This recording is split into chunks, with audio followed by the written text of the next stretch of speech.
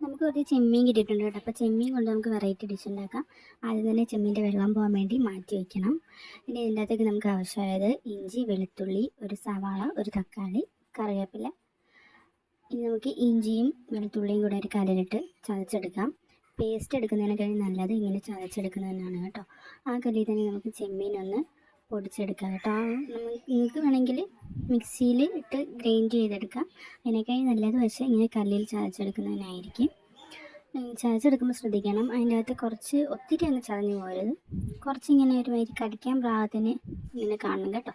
ഇതിൻ്റെ അകത്തേക്ക് കുറച്ച് മുളക് പൊടി, മഞ്ഞൾപ്പൊടി, മസാലപ്പൊടി, പെരിഞ്ജീരകം പൊടിച്ചത്, നേരത്തെ ചതച്ച് വെച്ച ഒരു പേസ്റ്റും കുറച്ച് ഉപ്പും കൂടി ചേർത്ത് വെള്ളം ഒഴിക്കാതെ മിക്സ് ചെയ്തെടുക്കണം. കാരണം കൊഞ്ചിൻ്റെ അകത്ത് ആവശ്യത്തിന് വെള്ളം ഉള്ളതുകൊണ്ട് നമുക്കത് വെള്ളം ഒഴിക്കേണ്ട കാര്യമില്ല.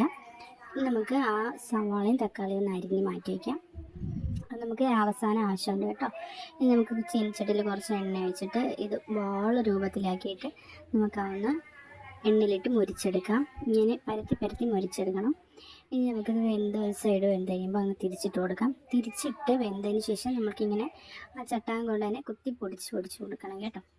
നമുക്കിത് കൊഞ്ചാണെന്ന് തോന്നുന്നില്ല, എന്നാൽ കൊഞ്ചിൻ്റെ ടേസ്റ്റും ഉണ്ട്. നമുക്കിങ്ങനെ മുരിഞ്ഞ് വരുമ്പോഴത്തേക്ക് നമുക്ക് ആദ്യം അരിഞ്ഞ് വെച്ച സവാളയും തക്കാളിയും കൂടെ ഇതിനകത്തേക്ക് ഇട്ട് കൊടുക്കാം. ഈ സമയത്ത് തീ അങ്ങ് ഓഫ് ചെയ്തേക്കണം കേട്ടോ. ഇനി ഇത് കുക്ക് ചെയ്യേണ്ട ആവശ്യമില്ല, നമുക്ക് ഈ ചൂടിൽ തന്നെ അത് വെന്തോളും.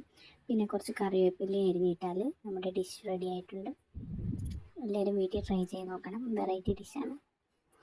അപ്പോൾ ആദ്യമായിട്ടാണ് ചാനൽ കാണുന്നതെങ്കിൽ സബ്സ്ക്രൈബ് ചെയ്യാൻ മറക്കരുതേ.